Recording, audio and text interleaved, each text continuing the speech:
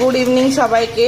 একদম দেখতেই পাচ্ছেন ভাজা পেঁয়াজ রান্না করছি, সেটাই আপনাদের সাথে শেয়ার করতে করতে আমি ভিডিওটা শুরু করলাম।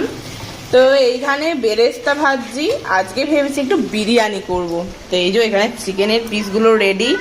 তো আমার বাবা এসেছিল মেয়ের জন্মদিন উপলক্ষে, অনেক চিকেন দিয়ে গেছে, প্রায় 4 কেজি। সেখানে বড় বড় লেগ পিস, আর বড় বড় লেগ পিস থাকলে আমার মাথায় সবসময় করে কি স্পেশাল রান্না করি।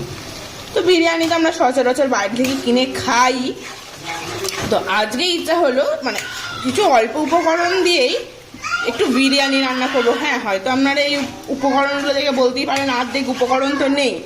আলু বোখরা নেই, তারপরে হচ্ছে আপনার যেমন আলু বোখরা নেই, তারপরে হচ্ছে কেওড়ার জল নেই, গোলাপ জল নেই, মিঠা আতর নেই, খোয়া ক্ষীর নেই, কেশর নেই।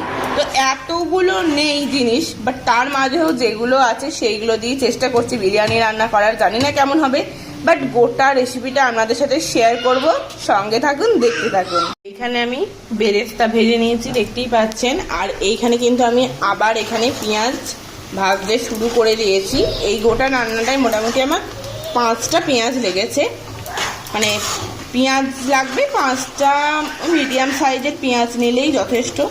এটা একটু গোল্ডেন ব্রাউন হওয়া অবধি আমরা অপেক্ষা করব। তো চলুন আগে এটা করে নিই।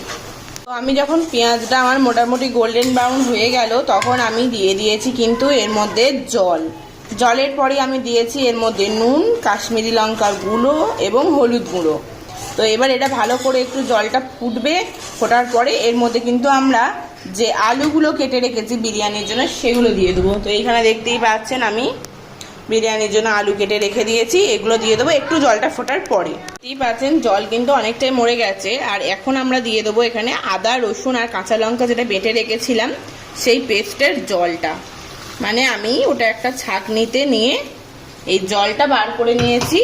আপনারা চাইলে আদা রসুনের পেস্টও দিতে পারেন, আবার এইরকমভাবে জলটাও মিশিয়ে নিতে পারেন। তো এটাও এবার ফুটবে, দেন আমরা এর মধ্যে এবারে আলুটা দিয়ে দেবো। এখানে দেখতেই পাচ্ছেন যে আলুগুলো আমি সেদ্ধ করতে দিয়েছিলাম, এগুলো কিন্তু আমার সেদ্ধ হয়ে গেছে গ্রেভির মধ্যে।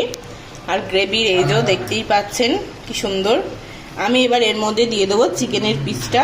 দুজনের জন্য 2টো পিস নিয়েছি, এই একটা পিস আর এই একটা পিস, এই যে। তো এইবার এটাও হবে চিকেনের এই যে গ্রেভিটার মধ্যে, কিন্তু এটা এবার বয়েল হবে। তো আমরা এতে আর জল দেব না, কারণ চিকেন থেকে অনেকটাই জল বেরোবে।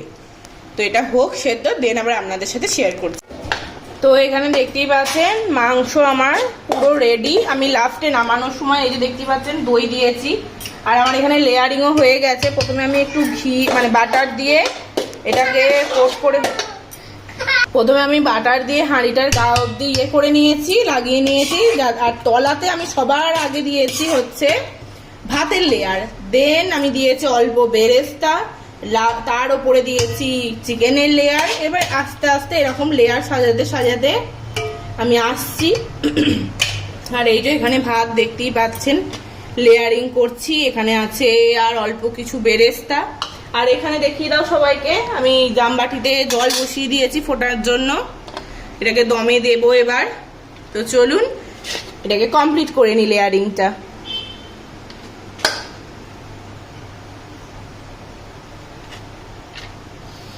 এখনো গরম।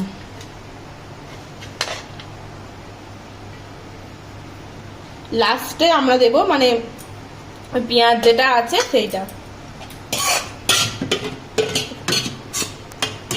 এই যে চিকেনের এক্সট্রা যে গ্রেভিটা আছে আমরা দিয়ে দিচ্ছি এবার।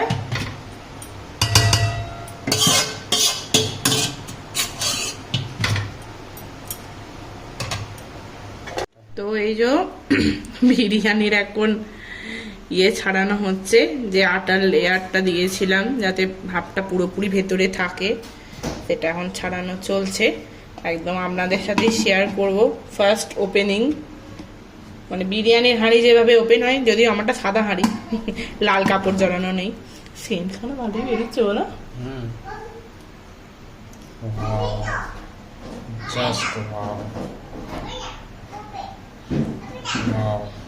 চল এবার এটাকে কাটি, দিয়ে প্লেটে বাড়ি। হ্যাঁ ওটাই দেখাবো না।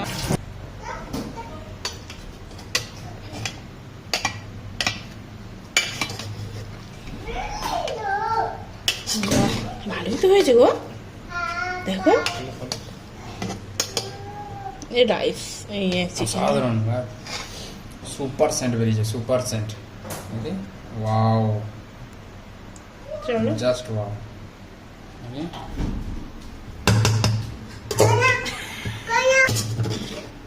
আমি ভাবি না এতটা ভালো সেন্টটা বেরোবে।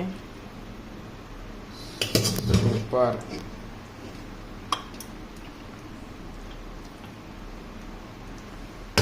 কেশর টেশর ছাড়াই করেছি একদম।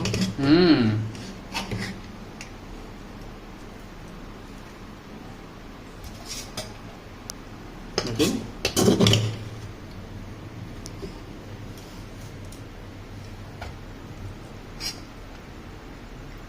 বড় বড় দারচিনি পড়লো তোমার কাছে।